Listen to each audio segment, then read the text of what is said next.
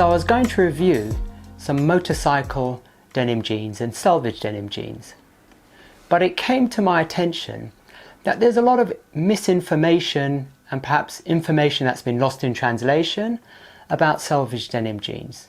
And that's nobody's fault. You know, it's hard to filter information, and if you're trying to learn, perhaps you don't know where to get the information from. So I'm going to tell you the real story. I'm going to tell you what selvage denim jeans are, how selvage denim culture started, if you like culture, and what it's based on, and the reason why selvage denim is not all equal. And I know what you're going to ask now. Well, who are you and why should we listen to you? Good question. I'm the guy that was there at the beginning. When you wanted a pair of jeans which was a selvage cut, you had to buy vintage. There was no reproductions. That's all there was. I used to buy and sell vintage denim, and I was there when the first reproductions were made. So if you want to know more about selvage denim, stay tuned and I'll quickly take you through it. I've made some notes here because it's all from my head, and you know, I'm not as sharp as I used to be, so I made some notes. So what is selvage? Well, the selvage is the edge of the fabric. You have an unfinished edge or a finished edge. So selvage denim jeans are made from fabric where the selvage is finished, so it doesn't fray. Other jeans, other denim should I say, may have an edge that is unfinished, so it's frayed at the edges. So if you were going to use it, you'd have to overlock the edges using an overlocking machine. So what is selvage denim jeans? Well, selvage denim jeans are jeans where the side seam, outer side seam, is cut to the selvage of the fabric. That way, it doesn't have to be overlocked. However, the purpose for doing that is because back in the old days, in the good old days, the looms that were used, the shuttle looms, wove fabric that wasn't very wide. So when the pattern cutter would be laying the pattern on the fabric, like with any material, you want to utilize as much of the fabric as possible so there's less waste.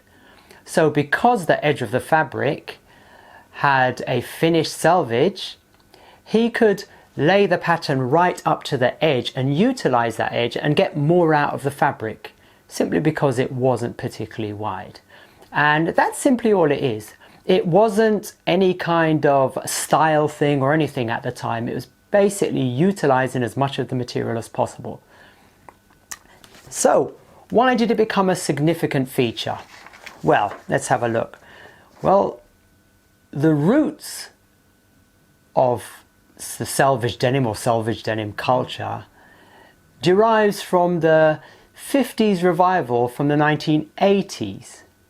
Now, if you're young, you may not be aware of this. It evolved from the vintage scene. And when it came to jeans, the focus was on Levi's. So those of us that got into the sort of 50s look, there were companies around at the time where you could buy 50s style clothing. And that was good, it was great. But once you got into it more, you kind of wanted the real thing.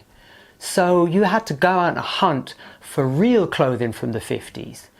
Now, obviously, you know, if you were just learning about it at the time, you had to find out what those clothes were. And one way of doing that, certainly the way I done it, was I just watched old movies from the 50s and 40s and whatever. I looked at the clothes, looked at how they were being worn, and then I went out and looked for the same look. At the time, in the 1950s, that was considered the decade where youth culture was born. And there was a particular look at the time, which is a look of the kind of the cool rebel youngster. And that was like a black leather motorcycle jacket, a white t-shirt, blue denim jeans, and engineer boots or boots of some kind. Now, this was a really popular look. This look became iconic, and a lot of people wanted that kind of look. And obviously the jeans were a significant part of it. So you wanted to find jeans so you could look like that. Now, there were some companies making jeans that sort of were, maybe they were just a bit darker blue or whatever, but they really weren't anything like vintage jeans. So we had to then find out the details of the vintage jeans or vintage clothing. That's the one thing that movies don't show you, is you can see the clothes overall and how they're worn, which is important, but it's the little details you can't see. So it was the Japanese enthusiasts, vintage enthusiasts, that done a lot of the research. They bought up all the stuff, they done the research, they got old adverts, they learnt everything about it, and they would put the details out there so people would know what to look for and what to buy. And the whole vintage thing and vintage denim thing kicked off. A lot of it was based on when it comes to denim, the 1950s Levi's. That was the starting point, if you like. Obviously, it expanded beyond that eventually, but 1950s, a pair of 1950s Levi's jeans, that was the starting point. And you learnt about the identifiers of how to identify a pair of 1950s Levi's. The funny thing was, once I learnt that, I discovered I already had 1950s Levi's, which I'd bought for next to nothing, with just going out and buying stuff from second-hand shops. And I was over the moon, obviously, because I had the real thing, you know. But here are the identifiers. So the overall look of the jeans would be different. The fabric would shrink diagonally and the leg seams would end up twisted, with one side twisting to the front and the other leg twisting to the back. You'd also get an impression of the selvage on the outer surface of the jeans. You'll see that strong impression running down the leg. And the fabric looked different. The colour was different. It had a more vertical grain structure going down the leg when it faded, with a more slubby appearance. Then you had the Levi's red tag. Levi's was written with an uppercase E, later known as big E, whereas a modern jean had a lowercase e.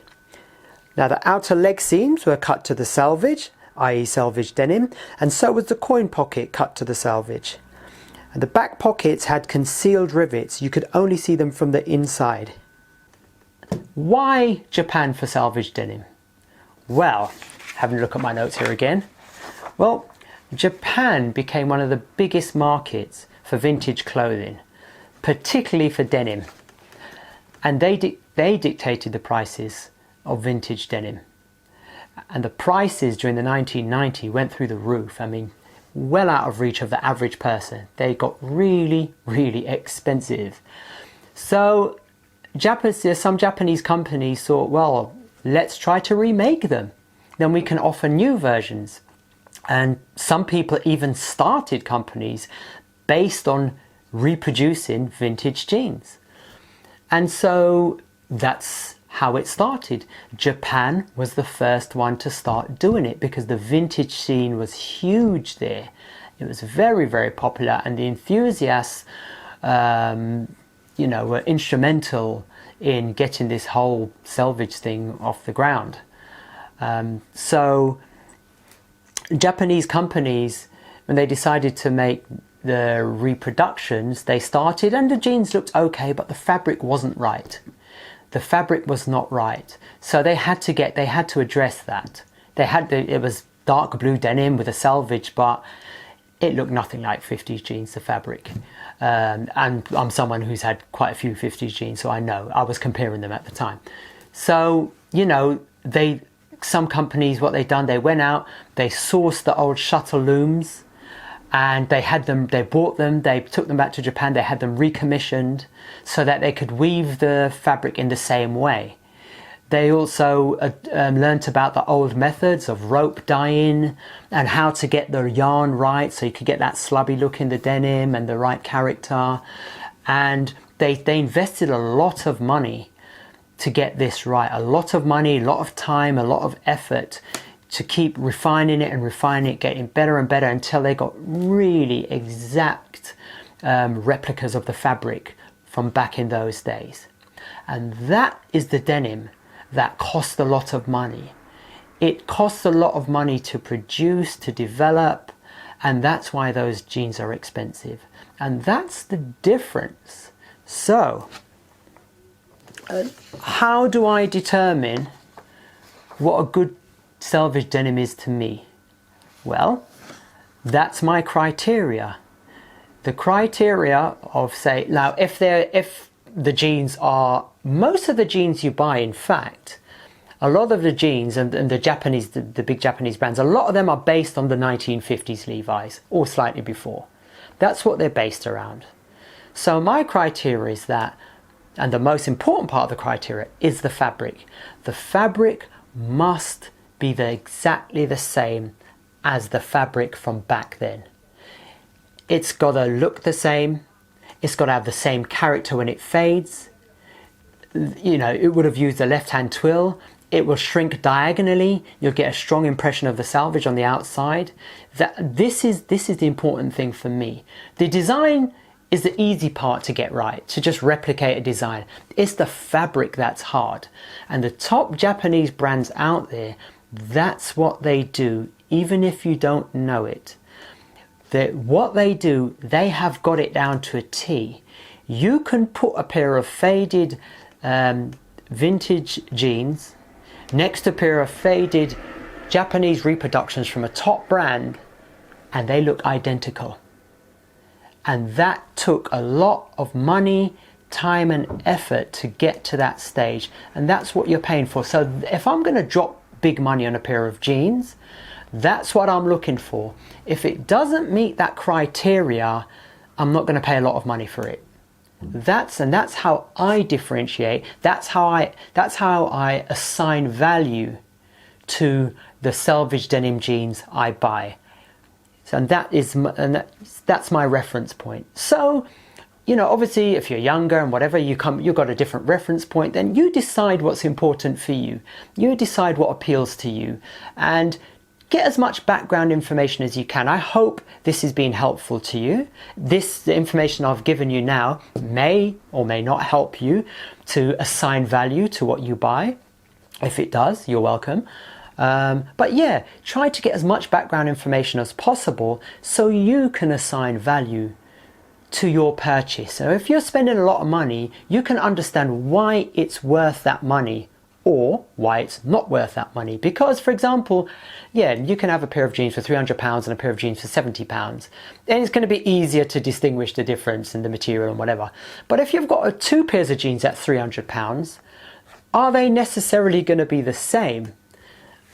Is the denim going to be equal? Not necessarily. It depends. If they're both Japanese jeans, maybe one's from Europe, one's from Japan, it just depends on the brand. If the brand is more fashion oriented and if it's more vintage reproduction oriented, it may be different. Therefore, you've got two pairs of jeans that are £300, but one can be considered better than the other. And that, to me, most of the time, most jeans are good quality, especially if you're paying a lot of money. For me, it's always down to the fabric. Have they got the fabric right in terms of reproducing a pair of vintage jeans? And that's how I do it. But that's my reference point. Obviously, you're not going to necessarily have the same reference point. But like I said, I think it's just good to do a bit of research, get as much information as you can, and so you can make informed decisions about what you buy. And when someone asks you, why is that better than that? Because if someone is saying, well, this pair of jeans is better than that pair of jeans, even though they're the same price, well, then you're comparing them in some way. And in what way? To just simply say, oh, well, the stitching is nicer or the cut is nicer. Well, I mean, the cut is subjective. It depends on your body shape.